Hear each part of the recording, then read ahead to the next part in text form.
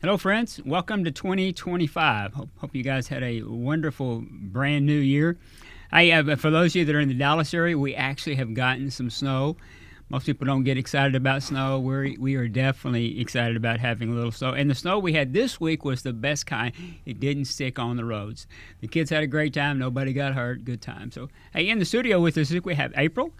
Hey, April. Howdy. We've known each other for a few years. 25, yeah, at least. A few years, right? A few.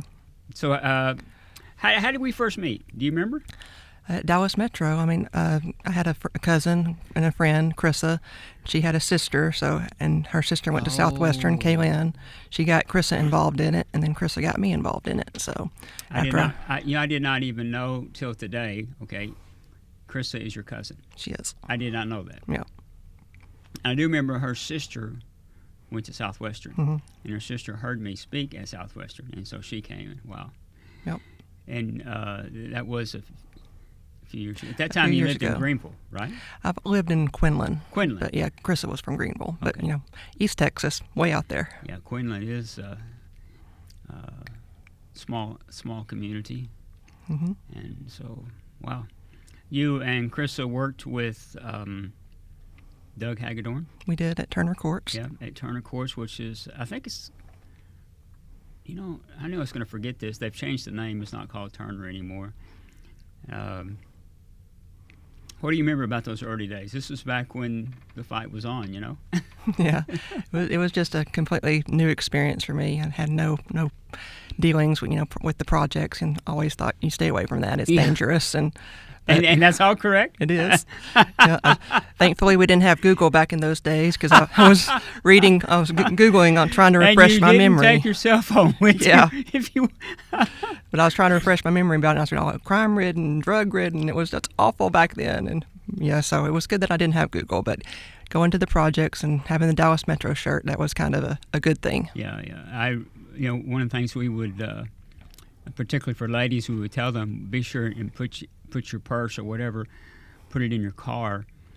But we meant for them to put it in your car before you drove out there. We always did that. Because if they saw you put it in there, they knew there was something that you wanted to. Yep. And so as a result, they would break into the cars. And remember the little blue store right down the street? Yep.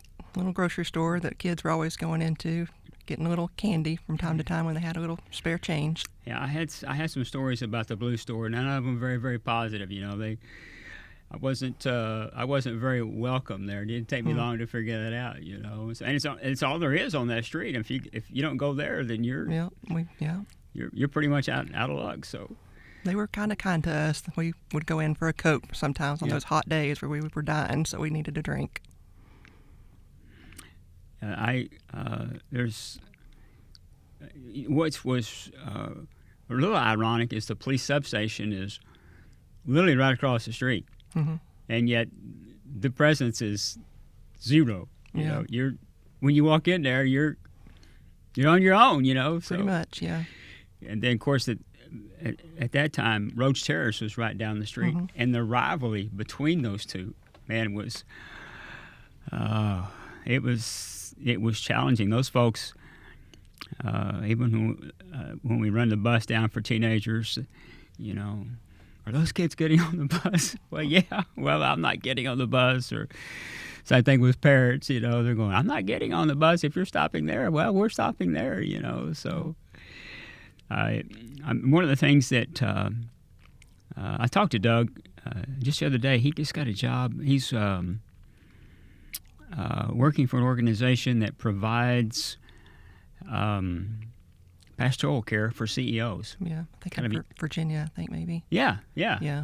Kind of a unique thing. But one of the things that I remember Doug started there at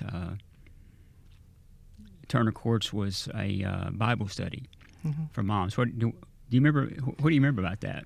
Not a whole lot. I think that was more just barely going on when I started, so not a whole lot. Yeah. I know we had several moms that would come, and they would actually sit at the kids program, and Lily Mae, and there was other moms and grandmoms that would come by and make sure that their kids were there. And gonna make me cry today when you talk about Lily Mae. Yeah. Lily Mae, she didn't actually live in Turner. She lived in a house that was like across from it. Yeah, I mean, she wasn't even a block. Right. And it was a walk for her to get there. And it was. Health bring wasn't her really kids, good, you know. And yet, Doug told me, he says, you got to meet this lady. So I said, okay. And so I went at her house, and when I saw the condition of her house, and she invited me in, I went, I think I'm fine right here on this doorstep. We don't talk to Chris, but Chris, brother, there was you could see no exaggeration, you could see the floors in the house from the front, and I went, I'm not sure that's going to hold me up, and I don't know if that's a good idea. Yeah, it was a. But when Doug started the Bible studies, going back to Lily Mae, when I met her, she told me, she says, I make sure my grandchildren are at Dallas Metro. And she says, and I make sure they know the memory verse each week, which spoke volumes to me. Yep. So Doug said, I'm gonna ask the Lily Mae to be a part of that. And so when we first started the church, which was at that time was on Saturday nights, Lily Mae was one of the first people I went to, and I said, if we run a bus down here, because I knew she got on there, she had some say in that neighborhood. Mm-hmm. I said, if we run a bus down here on Saturdays, would you get on? She said yes. And she rode a bus until she couldn't, So it's a different life.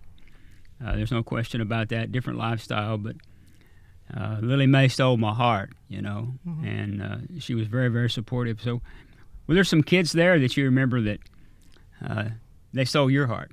Yeah, there are several. I mean, when I first started, we had Garrett, and every time we drove up, he would meet us. He was always waiting for us, and he'd walk with us when we were knocking on doors, and he'd talk a mile a minute, and he was just talking away the whole time. He was just a sweet kid. And there's several others that I could just go name, but there was a lot. Yeah. It was, and it changed, year to year. You'd fall in love with one kid, and unfortunately, due to the transient nature of the projects, they weren't there the next year. So there was another one that would always take their place. Right. So there's plenty of opportunities for love there. That was one of the hardest things. It's still even difficult today. You don't know how long you have with these kids. And when we first started, I didn't understand how this whole thing worked.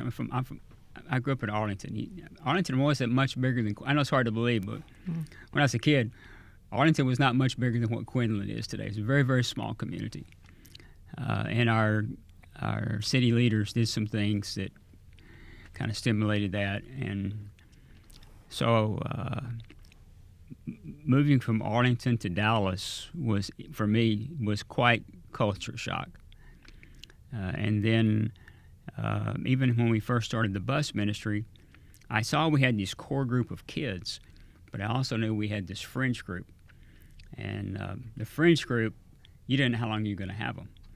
It could be weeks, could be months. So I thought they were leaving the city. Well, they weren't leaving the city. Mm-hmm. But I didn't understand that. So I felt a lot of pressure to make sure that these kids are saved. And so it didn't matter what we taught on that Sunday. Every week I closed in a altar call. Every week, without fail. Prayer, yep. So the good news is that there was always kids that gave their hearts to Christ. The bad news is there were kids that didn't. And I wasn't sure would they be back the next week. So I never went home on Sunday, particularly that first year. I never went home and did, look what the Lord has done. I would go home brokenhearted. I went, gee, I wonder how many of those are coming back next week. And it went from a question to almost unbearable burden,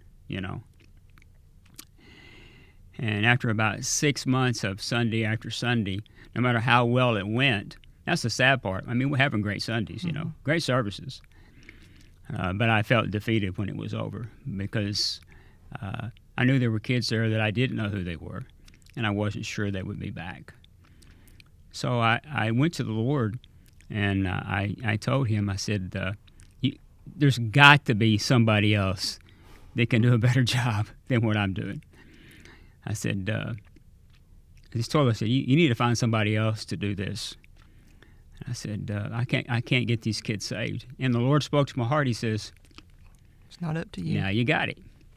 It's not what I asked you to do. He says, your job is to plant my word in their heart, and then let me do what only I could do. And when he did that, it set me free. And when you came, that was why that memory verse became so critical. You know, the Lord, he says his word will not return void. Mm-hmm. So that's why everything that we teach, even the flyer, when the kids get it before the program, that's his word going in to his house. Yeah. And then, as you mentioned, then I later learned that because of challenges in the home, the kids will be displaced, but it's probably just for a season. And once whoever has had the crisis has been resolved, then they come back. Mm-hmm. So, is there ever some kids you wonder what happened to them? Yeah, I mean, pretty much every one of them. Yeah. Because, I mean, they were in a very difficult situation, and you just wonder, did they actually make it out of the projects, or they're still in a cycle of, they were born into the projects, their kids are probably born into the projects, and you just wonder, how were they able to break the cycle? Yeah. I actually started looking up some of the names on Facebook, and some of the things I found were not suitable for my eyes. Yeah. I did find some that actually did, and they got to college, and they seemed to be doing pretty well. Yeah. So I'm having a little bit of a brain freeze right now because I just thought of a girl that was actually at Turner Court. She lived with her grandmother at Turner Courts, and abandoned by her mom. And life was less than fair for a long time. But the good news is she's doing really well today. She lives in Garland, married, got 3 kids. that's good. In a solid church there. So there are some that, they're doing really, really well. And the others are going, oh, what are you doing? Yeah. Well, you know what they're doing. One of the greatest frustrations in life, people do what they know. They do. Not only do they do what they know, but all of us, when we get in trouble, we go back to what's comfortable. Mm-hmm. And for all of us, it's different things. For some of us, it's, we like clothes. So we're comfortable spending a lot of money buying clothes or whatever, For some, you're comfortable with alcohol, drugs, whatever. Well, that's what they're comfortable with. And so they go back to that, So... But even while you were there, and you saw some of the challenges, what kept you coming back every week? It was the kids knowing, trying to bring a little bit of light into their world. Because when we went there, it was in the morning. I think we got there like at 10 o'clock in the morning, and our program was at 1. So there was lots of kids running around. You didn't see a whole lot of men. You just saw single moms and their kids, grandmothers in the houses. You knock on their doors, and the kids were just so happy to see you. And just trying to bring a little bit of light into their world for that one weekend, for that one few hours that we had them.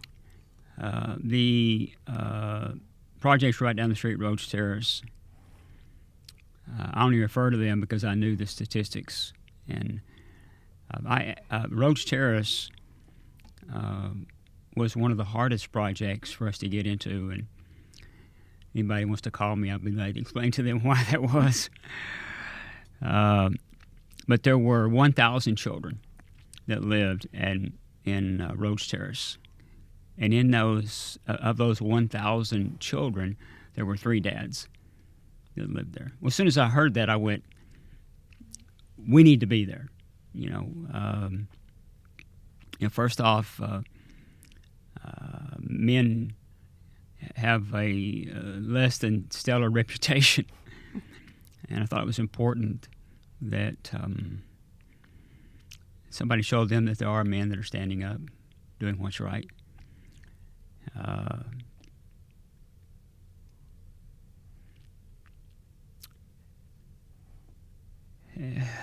if you don't, then the cycle never changes. Just like you were talking about. Correct. Going back to people do what they know. Mm-hmm. There is hope, though. There is. And that hope is In not Jesus. found in Dallas Metro. That hope is found in the Lord.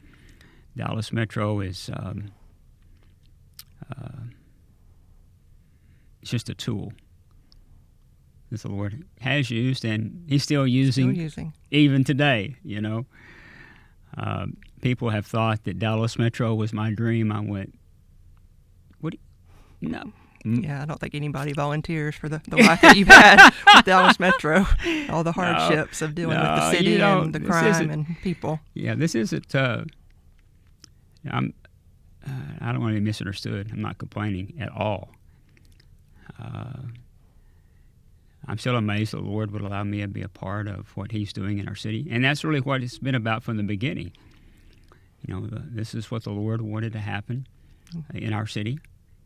And you know me well. When He first spoke to me about that, I went, "Oh yeah, this is what I want to do, right?" But through a series of events, it didn't take me long to realize this is what the Lord was doing. I had a choice. You know, I could be a part, or He would raise somebody else up. Yeah. When we first started doing the bus ministry there at the Lighthouse, it was a group of us that came together. And the name of the ministry was actually called the Sunshine Club. Mm-hmm. And once again, that wasn't my choice. I really didn't care, you know. That's like when we started Dallas Metro, they said, well, you got to have a kid's name. I went, no, you don't. Oh, you can't survive if you don't have this kid's name. I went, okay, we'll see, you know. Yep. So we did name it the Sunshine Club and started running buses there in Oak Cliff.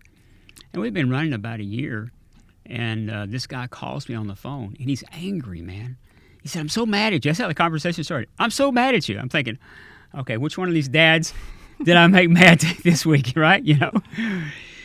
And so, I mean, he just literally laid, he said, you stole my ministry. And I went, I did what? He said, you stole my ministry. I said, I think you got me confused with somebody else. He said, aren't you the director of the Sunshine Club? I went, well, yeah, I am. He says, the Lord told me to start a bus ministry in Oak Cliff and to call it the Sunshine Club, and you did it before I did it.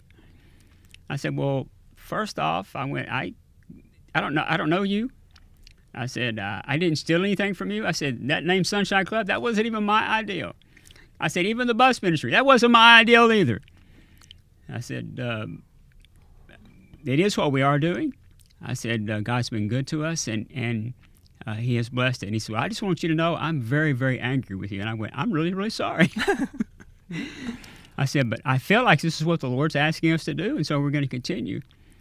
Well, it was probably 3 years later, the same guy calls me back. And I went, oh, gee, man, we've already had this conversation once, right? Except this time he said, I think I need to tell you the rest of the story. And I went, okay. He said, the Lord gave me a dream of starting a bus ministry in Oak Cliff. And the Lord told me to call it the Sunshine Club. And he says, and I balked on it. I had always heard that if you don't do what the Lord's asking you to do, He'll raise somebody else up. I learned firsthand. It's accurate. So even though I did explain to the Lord why Metro wasn't going to work in the city of Dallas, specifically because of the fundraising component, I put a fleece out there, and I asked the Lord. And one of those things was that He had to tell Barbara, and you know this already. Mm-hmm. And the reason for that, I didn't want her thinking this was my dream. And the Lord did speak to her. And that's how Dallas Metro actually was launched. There were a lot of pastors here in the Dallas area that went together. And, the rest is history. But, you and April, you and Chrissa, I've never forgotten. You girls were, young ladies were so very faithful. And I remember when I first volunteered, you said at the first volunteer meeting, can I ask for 5-year commitment? And I consciously, I didn't say I'm going to stick around for 5 years because I didn't know, but I actually wound up with the 5-year commitment. So, yeah. It's so funny now with staff. Same, we tell them 2 years. When you're 18, 19, 20 years old, whatever, and you ask people for a 5-year commitment, no way, Yeah. So I go, well, okay, 2 years. So if you'll say 2 years, I say, because the first year I'm carrying you. Mm-hmm. And the second year, hopefully you're helping us, right? Yeah. So, the Lord has raised up. There's been so many people that have come through. Any other staff you remember are volunteers besides Doug and Well, Ricky Carissa? and Lisa, they were the ones that always did our program. Came from Rhodes Terrace, did the program there, and then they came run down. over to Turner I forgot and about did that. it. That's Yeah. right. Yeah. Yep. They're both doing well. And then we had several youth. That's a big part of Dallas Metro is the youth ministry. Yeah. That's where you actually disciple them and get them more involved. And we had several youth that helped us out, like Brandon and Vincent and Zenaida, Nicole. So there was lots of that. That's what,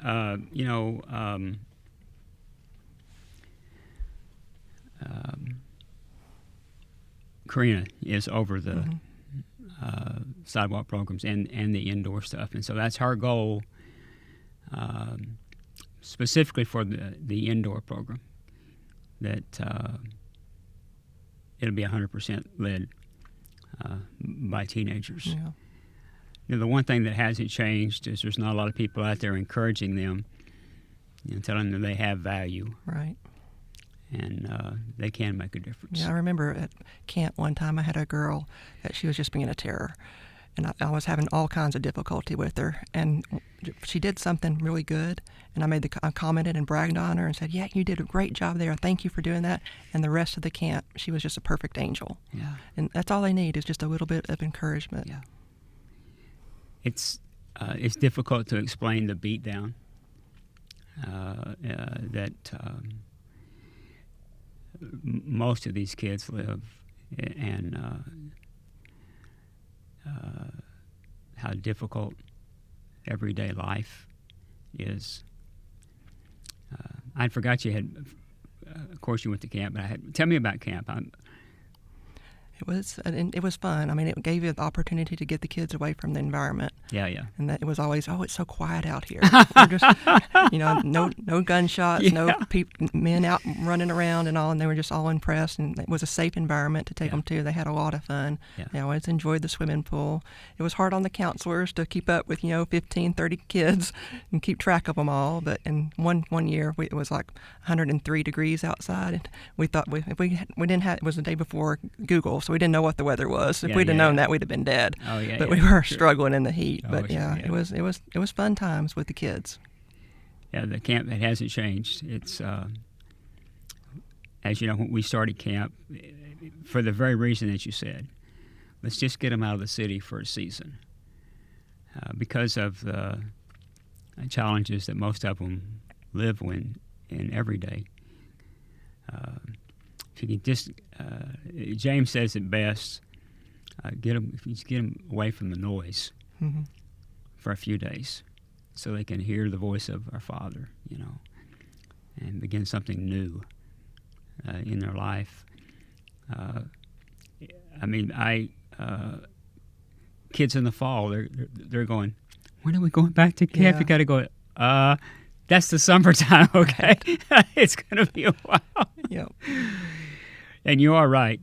When kids act out, it's like, they like to put labels on each other. That's a bad kid. I boy said, no. It's not a bad kid. That's a kid who acts bad. It's not a bad kid. Right. And there's a reason why they're acting that out. If you know that reason, you have a little bit more grace. You find yourself having to repent, going on. Wow, I wish I hadn't. It was a boy, and I don't remember his name. And I know you remember him. Violent boy that was at Turner Courts. And Doug, he would come to me crying about this boy. Couldn't do anything with him. And So he said, what are we going to do? He said, I go by, knock on the door, nobody's ever there. The boys at Sunday school every week. He says, can you come out there? I went, well, I don't know that I can do anything, but I said, I'll come out there. So I was there, and sure enough, that boy, sooner or later, somebody was going to say something, and he would pop him. Do you remember his name by chance? I don't. Yeah, boy, it was violent, man. He and the sad part was, and you've seen this before, once they hit him, it's like everything's normal, everything's okay. You got to go, wait, what just happened there, right? So when he popped the kid while I was there, I tried to take him back to his mom. Well, that didn't. You know how that went, right? He went that way. I went this way to his house, and his mom was there. Yeah. And so I told her, I said, really grateful that you let your son come to Metro every week. Said, we really want him there. He says, but, we have some real discipline challenges with your son. And his mom automatically said, I know. She said, he has the same problems at school. I'm thinking, well, if you know, why aren't you doing something about this? He said, well, he has some real anger issues. I said, okay. What are those anger issues? And he said, well, it's not his fault. So, you know how your mind, I'm going, okay, what's going on here? Whose fault is it if it's not his fault? Because his behavior is really bad. So this kid's going to get somebody killed, or he's going to kill somebody if he was that violent. As a matter of fact, he had, the week before I went down there, some junior high boy walked up to him and said he'd heard about him and how he was picking on everybody, and said, I'm here to straighten you out. And that boy just stood there, and I was surprised. He stood there and just took it. And after a while, he's got enough. He went over and broke a branch off a tree and beat that kid with it. And so I went, oh, gee, man, this is not good. So his mom said, he says, my son is that way. He says, because he's a crack baby. It's my first exposure to this. I said, so what does that mean? He said, well, he has his brain did not develop fully because she was on crack while she was pregnant with him. She says, the way he is, it's not his fault. Up until that moment, I thought the boy was the problem.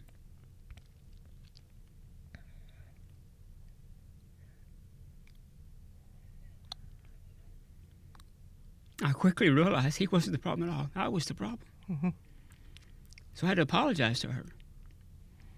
I said, I'm really sorry. I didn't know.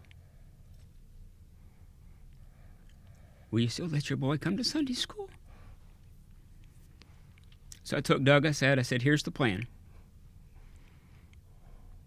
And I told Ricky and Lisa, too, because they were, doing the program at that time. I said, whoever sees this boy first, you need to go to him before he ever gets to the program, because sometimes if he gets to the program, it's too late. He's done popped somebody, He said, somebody needs to go to him and pray with him before he ever gets there. And I said, I believe it'll change things. I said, and I'll model it for you. So the next week I did. I was there. Obviously, I'm watching for him before he gets there. And I put my arm around him, and I prayed with him. And I called him by name. And I said, man, I'm so glad you're here today. I said, I believe the Lord wants to do something special in your life. Can I pray with you? And I did. Last fight. Amen. Last fight. The good news is I saw that boy. I was maybe 22 in the Navy. Still struggling, but progressing. He can't, obviously I hadn't seen him in, 15 years at least. Yeah. But he remembered me. And that's the impact that the Lord has allowed us to do in the city. There are a lot of testimonies now of kids that have grown up and now in the ministry, like Timothy and Karina. James has been here 20 years. Chrissy's been here more than 20 years. Ebony, she grew up on a bus.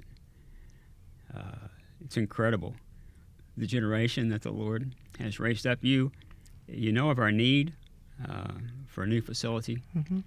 Our teams, we're missing a crucial tool in their tool belt. And then, of course, the big part of this dream is do it absolutely debt-free. Why should people join with us and help us do this in 2025?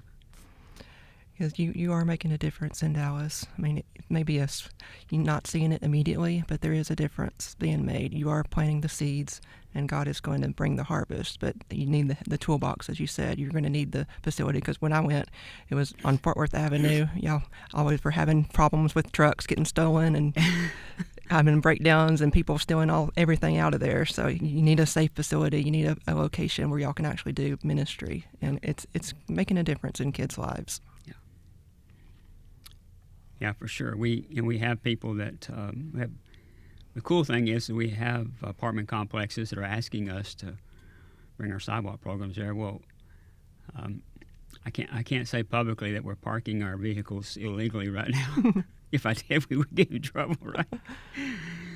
But we can't add any more sites because we're not parking for any more vehicles. And on Saturday, the bus ministry component, which is neighborhoods that we're not able to get our sidewalk trucks in, there's no place left to seat kids, so we need more space. And so this, not only will this put this next generation in a position to win, but it'll allow us to expand way beyond what we're doing today. And we're believing that 2025, this is going to be our year. As soon as we're building this in phases, and once we have the cash in the bank, then we're going to start, because you understand us really, really well. If we were to build this and get a note, then we'll be putting the ministry in bondage. It'll be a heavy burden for this team, and that's not putting them in a position to win. So, April, I'm so glad you came today. Thank you for having me. Thank you for getting up early this morning, being here with us, and really grateful for your faithfulness. Thank you for all that you still do. I know you still do. I guess it's boxes now. You guys. Yeah, I learned how to sew doing Christmas stockings for Dallas Metro. But thankfully, it changed to boxes, and yeah, our church still does boxes. Yeah, absolutely. Thank you for being here today. Hey, for those of you that are watching, I can't think of a better way to start 2025. We really need your help. We're in the process right now of having the site plan completed, submitted to the city of Dallas. And as soon as it's approved by them, then the next phase is them approving the architectural drawings. So we'll get our permit. And once we have that completed, then all we lack is you partnering with us. We can reach more people in 2025 than we have ever reached before. Not to mention, we're putting this next generation in a position. I know you're like me. You don't want to leave behind a debt. I don't want to leave behind a debt. You don't want to leave behind a debt. I mean, think about it. If your kids were to reach your will, and they go, "Oh, here's the debt that you get to pay off that Papa left behind, right? Or Granny left behind." You don't want that. We don't. That's not right. Not to mention the bondage. They're spending all their time trying to raise money for a building. Folks, we're not building a building. We're putting a place together, a safe haven, where family members can come, and we're putting this next generation in a position so that they can. There's so many more needs. We've talked about just a few kids today. There's so many more needs out there. They're waiting for somebody to share with them the love of Christ. You can help us to do that today. Would you go to our webpage, Dallas Metro? You can go to dallasmetro.org, or you can put in there dallasmetro.org/all-in. You'll see the pictures of it. And then I'm asking you, would you prayerfully consider making a monthly commitment for the entire year of 2025? As soon as the first phase is $2 million. I know that's a big number, but we serve a big God. Would you help us today? I'm glad you tuned in. Hope you have a blessed week. God bless you, friends.